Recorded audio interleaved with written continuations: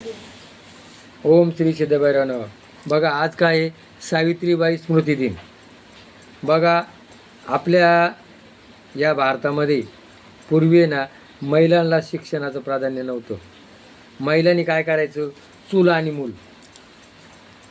महिला सक्षम बनायचं काम कोणा केले? अहिल्याबाई सावित्रीबाई फुले.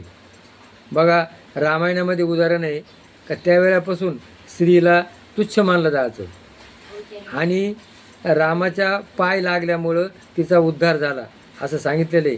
पण नाही, रामाने स्त्रीचा उद्धार केला, स्त्री सक्षम बनवली. आणि मग या अहिल्याबाई सावित्रीबाई यांनी फुलेंनी काय केलं? महात्मा ज्योतिराव फुले यांनी समाजामध्ये समाजाची काहीतरी क्रांती व्हावा, समाजाचा विकास व्हावा आणि समाज पुढं यावा. इंग्रजांचे राज्य होतं, लोकांवर अन्याय होत होता आणि त्यांनी चळवळ उठवली. आणि मग ज्या वेळेला सावित्रीबाई फुलेंनी शिक्षण द्यायला सुरुवात केली मुलींना, तर लोक तिच्या अंगावर शेण फेकायची. आणि मग ती शाळेत गेल्यानंतर 2 साड्या न्यायची. तिथे गेल्यानंतर ती शेण माखलेली साडी काढून ठेवायची, दुसरी नेसायची. तिकून येताना परत फेकायची. आणि मग अशा संकटाला तोंड देऊन आणि स्त्री शिक्षणाचा पाया कोणा घातला? सावित्रीबाई फुलेनं.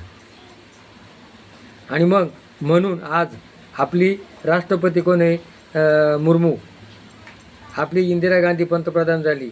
आज महिला फौजदार आहे, महिला मंत्री आहे, महिला विमान चालवतात, महिला गाडी चालवतात.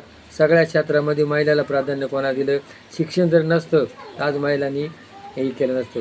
म्हणून प्रत्येक महिलांनी सावित्रीबाई फुले तिचा फोटो आहे ना आपल्या घरात लावा आणि तिला उदबत्ती लावा आणि तिची आठवण ठेवा. तिनं जसं कष्ट सहन केलं, दुसऱ्याला शिकवलं, तसं तुम्ही प्रत्येकाला शिकवायचा प्रयत्न करा. पण आज महिला काय करतात? एकमेकाचा तिरस्कार करतात, एकमेकाचा द्वेष करतात आणि मग झगडे भानगडीला कारण कोण आहे? महिला. पण आज तिचा आदर्श घ्या आणि तिनं जसं कष्ट सहन केलं तसं तुम्ही करा आणि प्रत्येक स्त्रीचा सन्मान झाला पाहिजे. स्त्रीनं स्त्रीचा सन्मान करा म्हणजे तुमचा विकास होईल. हे जर पटलं असेल तर क्लिक करा. जय भैरवनाथ महाराज की जय.